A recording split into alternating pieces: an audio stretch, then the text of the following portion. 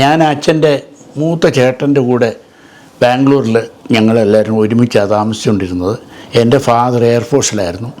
അപ്പം പുള്ളി ഡൽഹിയിലോട്ട് ട്രാൻസ്ഫർ ആയപ്പോഴത്തേക്ക് ബ്രദറിന് HMTന്ന് ഒരു ക്വാർട്ടർ കിട്ടി.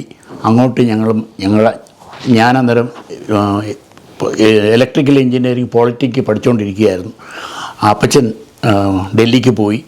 അപ്പം അങ്ങനെ പോളിറ്റിക്സ് കഴിഞ്ഞ് ഈ പോളിറ്റിക്ക് പാസ്സായി കഴിഞ്ഞിട്ട് ജോലിക്ക് തിരക്കിക്കൊണ്ടിരുന്നപ്പം 2-3 കൂട്ടുകാർ ചേർന്ന് ഒരു കമ്പനി തുടങ്ങാം എന്നും പറഞ്ഞ് ബാംഗ്ലൂരിൽ.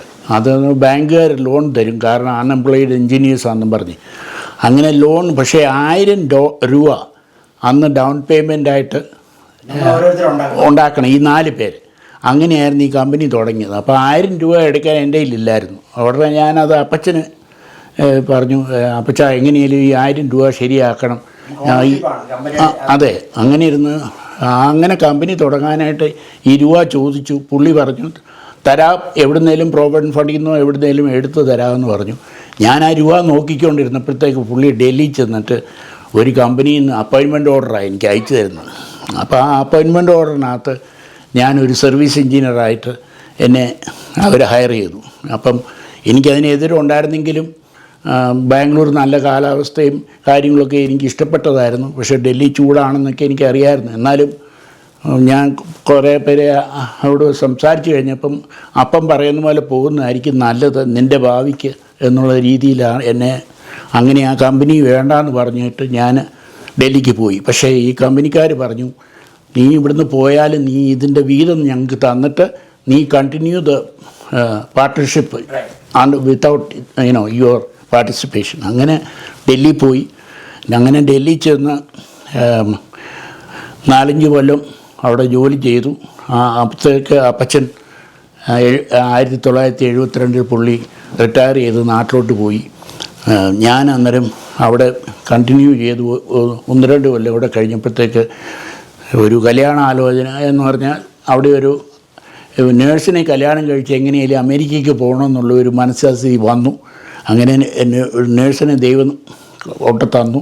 അങ്ങനെ 1975 ഞങ്ങളുടെ കല്യാണം നടത്തി. അങ്ങനെ ഇരുന്നപ്പോൾ എൻ്റെ ഒരു അളിയൻ അമേരിക്കയിലുണ്ടായിരുന്ന അളിയൻ എന്നോട് പറഞ്ഞു, നീ നേഴ്സിനെ കല്യാണം കഴിക്കുകയാണെങ്കിൽ ഞാൻ ഇവിടുന്ന് അയച്ചു തരേണ്ടിയ പേപ്പേഴ്സ് നിനക്ക് അയച്ചു തരാം എന്ന് പറഞ്ഞു. ആ കല്യാണം കഴിഞ്ഞ ഉടനെ ഞാൻ ആ അളിയനെ എഴുതി, നിങ്ങൾ പറഞ്ഞ അനുസരിച്ച് ഞാൻ നേഴ്സിനെയാണ് കല്യാണം കഴിച്ചിരിക്കുന്നത്, please send me whatever papers. അങ്ങനെ he kept his word and he sent that necessary papers and that is how അങ്ങനെയാണ് എൻ്റെ ഭാര്യ ആദ്യം ഇവിടെ വന്നു. ഞങ്ങളുടെ കയ്യിൽ ഒരു ടിക്കറ്റ് മേടിക്കാനുള്ള പൈസ അന്നേരം ഉണ്ടായിരുന്നുള്ളൂ. അതുകൊണ്ട് ഇവിടെ വന്നു. ദൈവാനുഭവിച്ച് 8 മാസം കഴിഞ്ഞ് ഞാനും ഇവിടെ വന്നു. ഇപ്പോൾ ഈ താമസിക്കുന്ന സ്ഥലത്തിനകത്ത് വിത്തിൻ 7 മൈൽസിലാണ് ഈ 49 കൊല്ലമായിട്ട് ഞാൻ അമേരിക്കയിലുണ്ടായിട്ട് ഈ ഏരിയ വിട്ടിട്ട് പോയിട്ടില്ല. ഭാഗ്യത്തിൽ ഞങ്ങൾക്ക് 2 പേർക്ക് ഇവിടെ അടുത്ത് തന്നെ ജോലി കിട്ടി. അങ്ങനെ 2 പിള്ളേരുണ്ട്. അവർ 2 പേരും ദേ ആർ ഡൂയിങ് ദെയർ, അവർ കല്യാണം കഴിച്ച് they are settled within 50 miles of this place.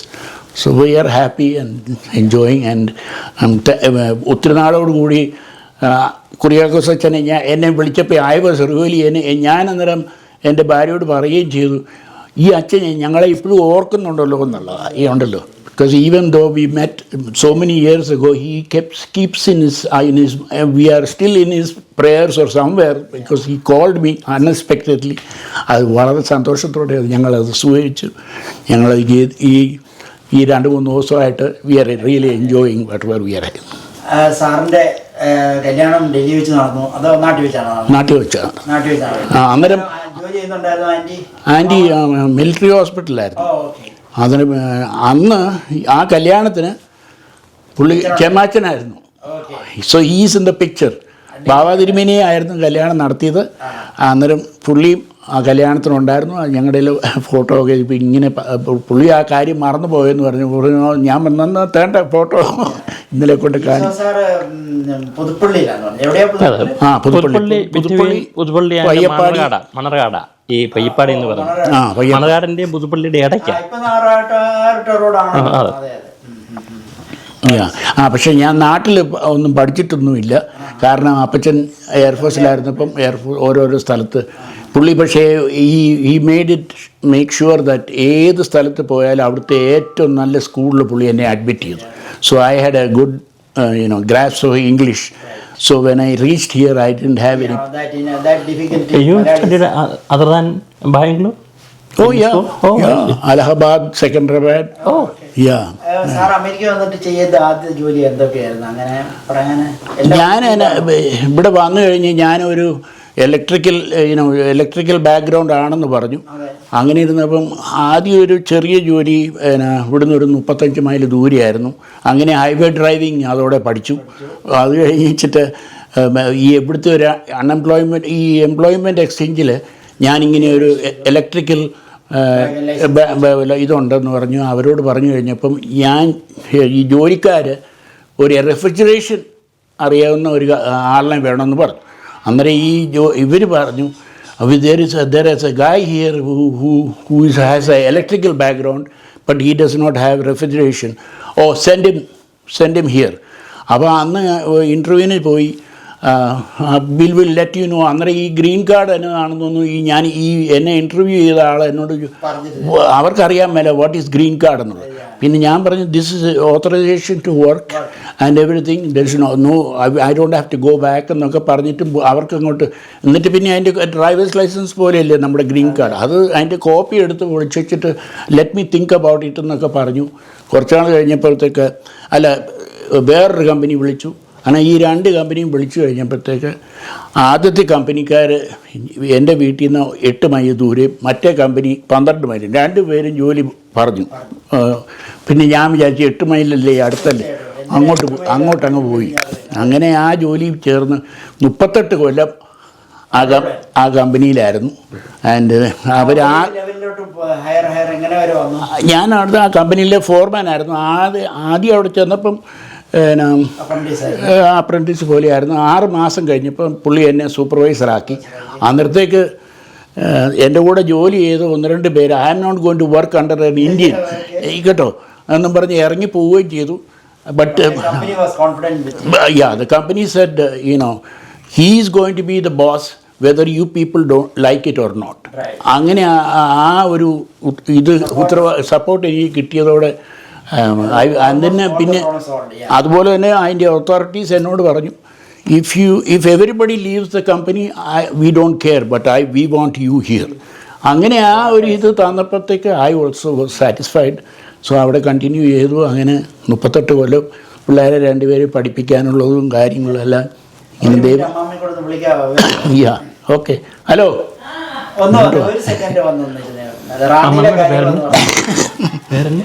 Thankamma Saramma എന്ന ഒഫീഷ്യൽ. ഒരു മിനിറ്റ് റാന്നിയിലെ കാര്യങ്ങളൊന്ന് പറഞ്ഞാൽ.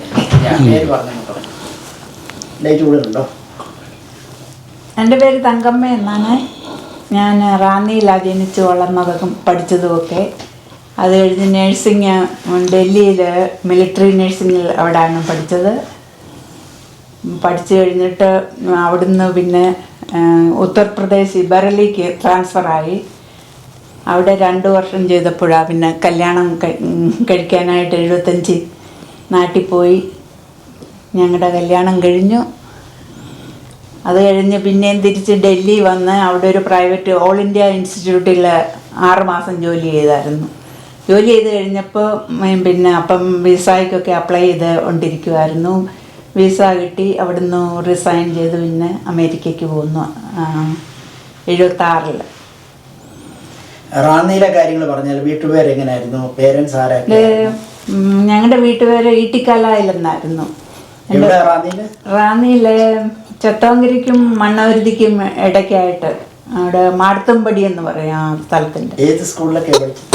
അവിടെ റാന്നി SC ഹൈസ്കൂളിൽ 10 വരെ. 10. അത് കഴിഞ്ഞ് പിന്നെ റാന്നി പിന്നെ കോളേജ് സെൻറ് തോമസ് കോളേജിൽ പ്രീ ഡിഗ്രി പഠിച്ചായിരുന്നു. 2 വർഷം അവിടെ പ്രീ ഡിഗ്രി. അത് കഴിഞ്ഞിട്ടായിരുന്നു നഴ്സിങ്ങിന് പോയത്. സ്കൂളിൽ പഠിച്ച സമയത്ത് ആർട്സോ സ്പോർട്സോ അങ്ങനെയൊന്നും.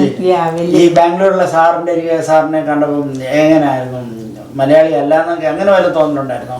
ഇല്ല. ഇല്ല. ഈ അച്ഛനുമായിട്ടുള്ള ബന്ധവും പരിചയവും ഒന്ന് പറഞ്ഞാല്. അച്ഛൻ ഇവരുടെ അച്ഛൻ്റെ അമ്മ പിന്നെ ചീരംകുളം കുടുംബത്തിലെയാണെന്നാ പറഞ്ഞത്. അല്ല, ചീരംകുളം കള്ളക്കടമ്പ് കള്ളക്കടമ്പ്. ആ കുടുംബത്തിൽ Yeah. അങ്ങനെ. ഒത്തിരി സന്തോഷം. Thank you so much. കാണാം, വീണ്ടും കാണാം. Yeah, okay, thank you. Okay, thank you.